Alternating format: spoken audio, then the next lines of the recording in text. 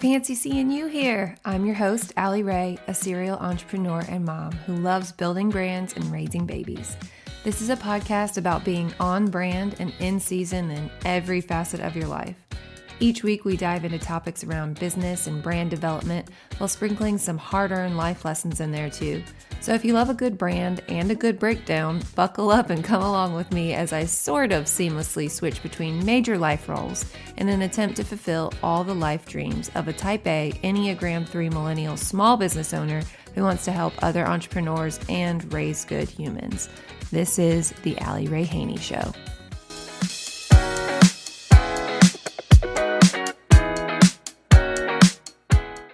Welcome to the final episode of Season 1 of the Allie Ray Haney Show. I am going to say that I am loving having seasons. It might not be totally normal, but it gives me time to breathe in between the seasons so that I can kind of reevaluate what went well, what I can do better moving forward, and it really takes the pressure off of having to do that all in real time. So let me start the episode on a note of gratitude for you all being supportive and understanding as I learn my way through the podcasting world. So although there's been no disruption in actually getting the episodes out into the wild for the podcast, there has been quite a bit of disruption and transition in our personal lives. Recently, as in like a week, 10 days ago, I got an abdominoplasty, and I have to sound that out every time I say it, and a breast augmentation. Wow. It feels a little weird telling the whole world that, but we're going to roll with it for the sake of this week's episode and for that fun buzzword, authenticity. In case you don't know, an abdominoplasty is another term for a tummy tuck. So like major cosmetic surgery, even more major than I anticipated at the start of this venture. This is going to take me a minute, and believe it or not, I promise I will tie all of this back into branding, but let me give you a little bit of backstory as to how we got here having major cosmetic surgery. As many of you know, I have 3 children. I had my daughter in 2018, and she arrived by an urgent but not emergent C-section. So there was some minor scar tissue that was built up after that C-section, but overall it seemed like the run-of-the-mill C-section incision and recovery. Then our second child was born in 2020 through a scheduled C-section, which seems like it should be easy in quotation marks. I had been through a C-section before and I knew what to expect.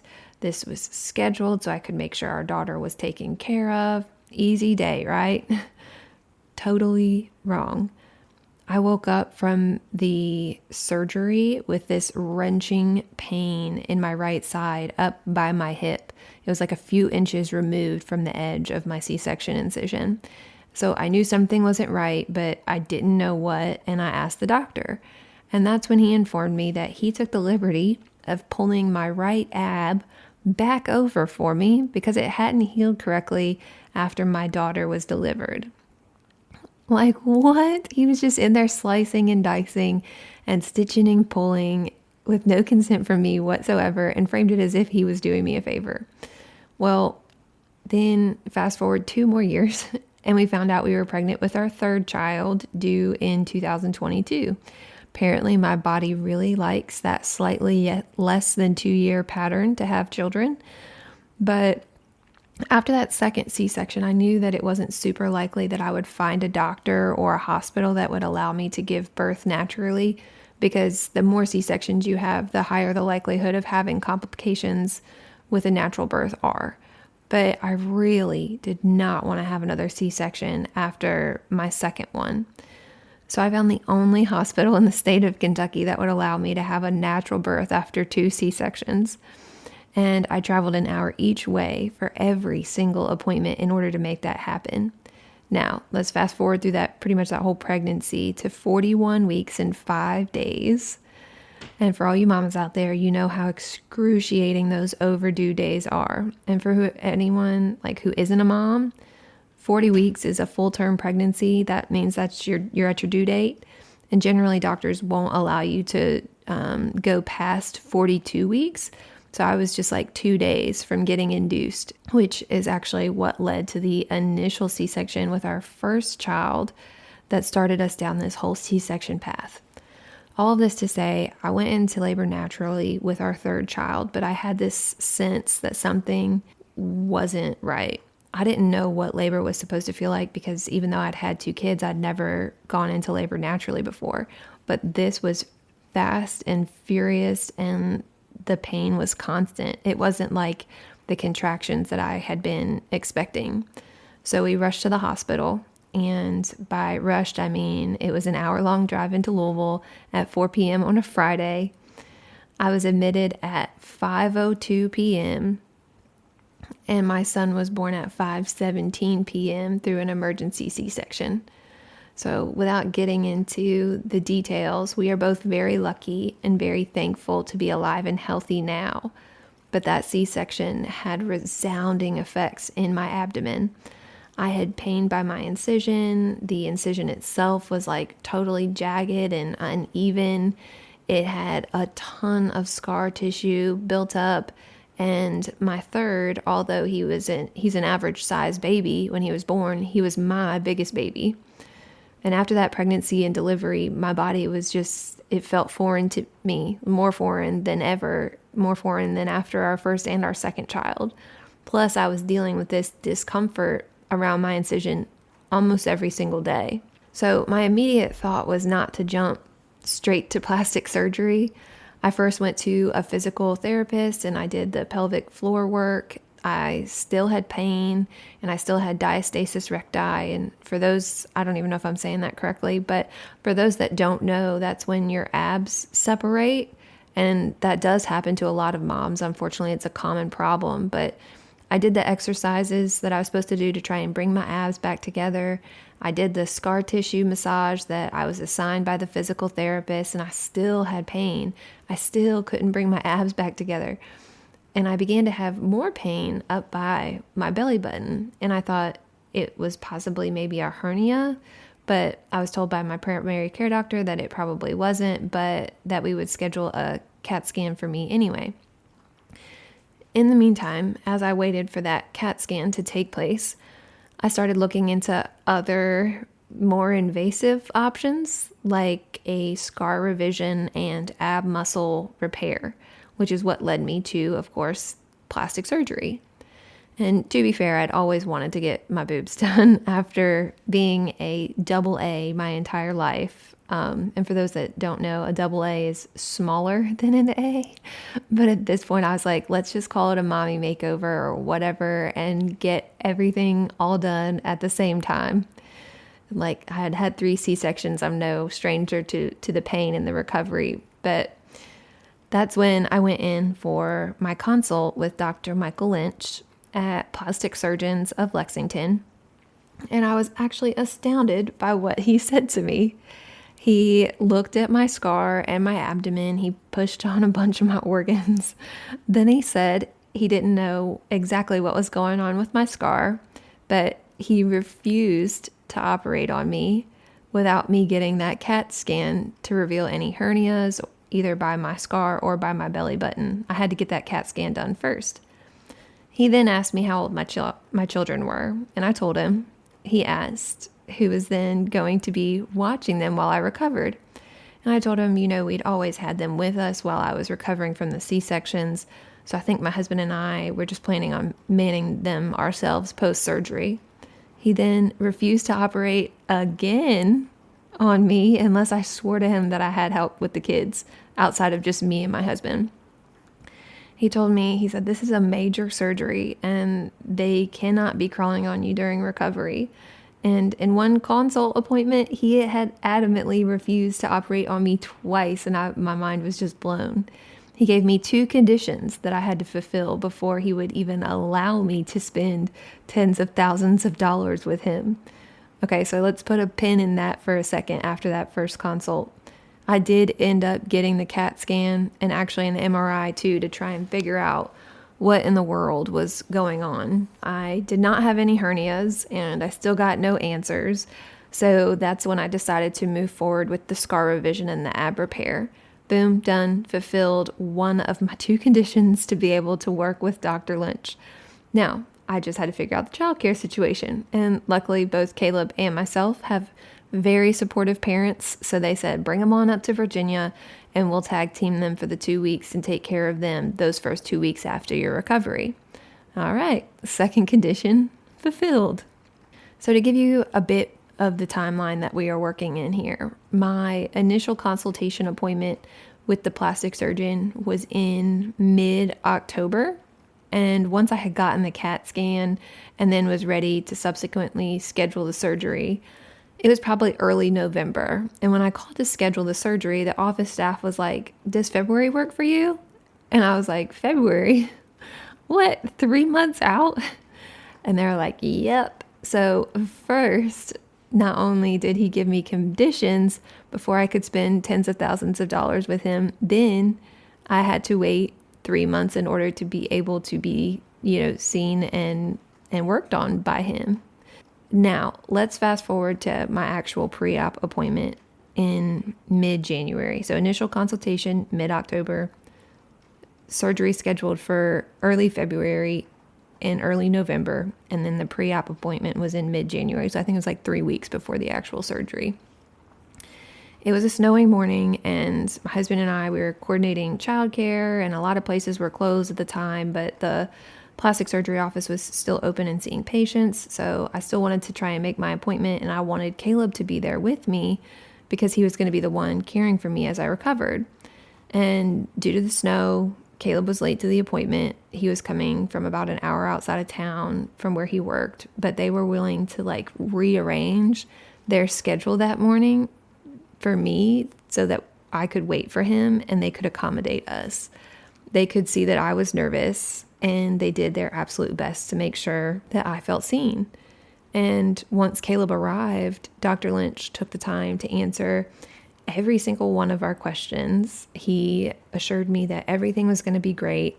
And every time I thought that we were about to wrap up the conversation, he would then ask me another question about myself. So even though I had thrown a wrench in their schedule, he was still willing to sacrifice time for me and not make anything feel rushed. It was just a great experience.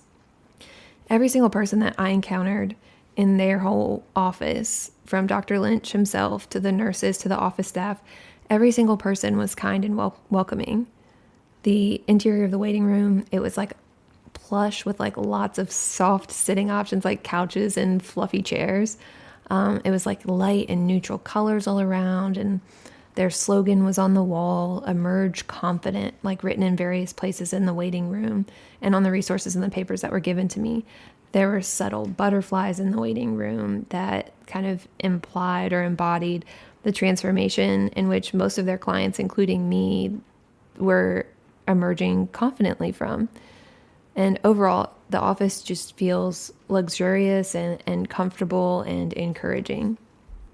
Now, come to my surgery day, Dr. Lynch was upbeat, he was energetic, he was encouraging. I was sitting in the hospital bed and he asked me to stand up. He marked up my body like it was a canvas. And when it was my time to be on the surgical table, he was still cracking jokes and making me feel relaxed, literally up until the moment that I went under. He made a joke and then they put the oxygen mask on my face, and that was the last thing that I remember. And throughout recovery, he's been so encouraging and so present. He mentioned that I could email him anytime and he would get back to me as soon as he saw the email. And just, based off of my previous healthcare and major surgery, and occurrences in the face of modern healthcare, I found myself thinking, oh yeah, sure, he'll get right back to me. But I had a question. I think it was either 2 or 3 days post-op. I emailed him and I received a response back in less than an hour. And then the same thing happened again about 6 days post-op. And then another thing happened around 9 days post-op. And it was just simple questions that I had to make sure, is this normal? And every single email he responded back to in an hour or less. And every single email he signs off, hang in there. I feel like I've gained a friend throughout this process of emerging confident. And for me, stronger than I was before now that I, have a 3-inch gap in my abs fixed and my gnarly C-section scar tissue's all been removed. Okay, now, although I am happy to continue to give you recovery updates, I want to conclude story time so that I can bring it back around to branding, as I promised. But before we do that, we're skipping to a quick bit about a resource I created to help you get your brand on point. Building a brand boils down to being liked, known, and ultimately trusted by your clients and customers. But let's first focus on being known. Have you heard the statistic about how a potential customer needs to encounter a brand 7 or more times before purchasing from them? Now, let me ask you this. What if a potential customer has encountered your brand 7 times, but doesn't realize it's the same brand? That means you've been putting in a whole lot of work into marketing your business, but the brand isn't consistent enough to land the sale because they don't know it's you. Consistency while building a brand is so important to top-line sales. In fact, it could increase them by 33%. Yes, you could be missing out on a third of your sales because people don't know your business is your business. Fix all of this confusion by creating a consistent and cohesive brand across all client touchpoints using the Brand Strategy Framework mini course. This is where we'll walk through all the foundations of a solid brand, then audit your existing brand to finally implement the changes that need to be made in order to get you the brand you want and deserve.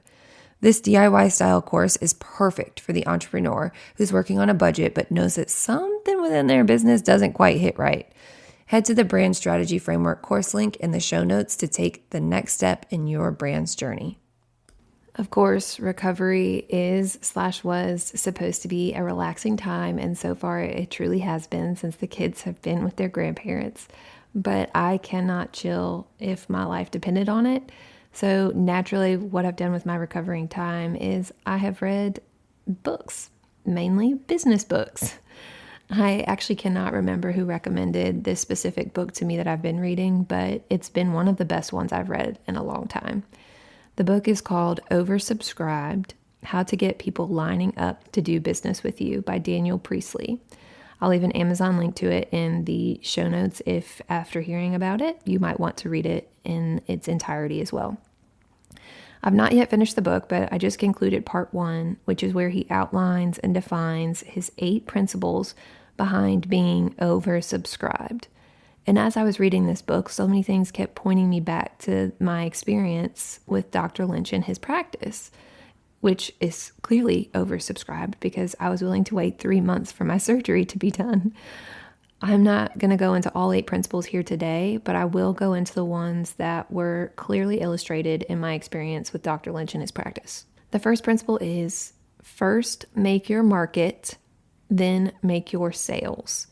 First make your market, then make your sales. Priestley, the author, explains that you're not talking to everyone when you're trying to sell your product or your service. You are only talking to your people. And that's marketing 101, right? Like if you've been in the business world at all, that you know that you're supposed to be speaking to your ideal client. But then he goes into the 4 marketing positions that tend to be oversubscribed. And those 4 marketing positions are innovation, relationships, convenience, and price. And I can certainly tell you that this practice is not cornering the market on convenience or price because I waited months to be seen, because I wanted to, and because I did not pay bottom dollar for the procedures that I had done. So that leaves innovation and relationships for Dr. Lynch's market position. And I can attest to every single individual in his office being willing to accommodate, to help, and just overall being welcoming to me throughout every stage of the pre, during, and post-surgery process. So right there, I know that they are positioning themselves to stand out in the relationships category. The second principle is be different and set your own rules.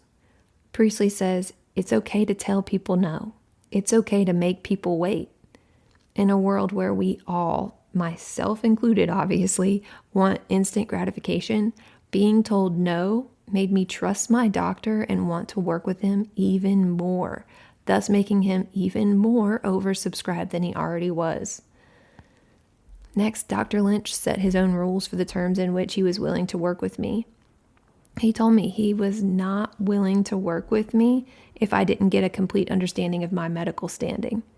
He needed to know what he was walking into so that he could ensure he was helping me to the best of his ability. He was also not willing to work with me if I didn't find help with my kids, because he knew I wouldn't be able to properly recover with them immediately next to me. He told me no, even though I was willing and ready to spend a big chunk of change with him. And this made me reevaluate a lot about what I've been doing in my business, especially because when I think in terms of wanting to be a leader in a relationship-driven business like Dr. Lynch's, it almost feels like I have to say yes in order to gain and retain clients, but that's not the truth, clearly demonstrated by the examples not only in the oversubscribed book, but also my real-life experience with Dr. Lynch's practice. And the third and final oversubscribed principle I want to touch on today is nothing beats being positively remarkable. Nothing beats being positively remarkable.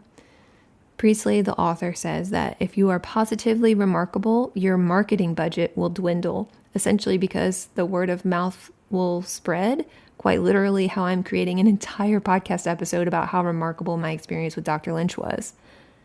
He also says that oversubscribed businesses focus their funds on their existing customers, not their potential customers.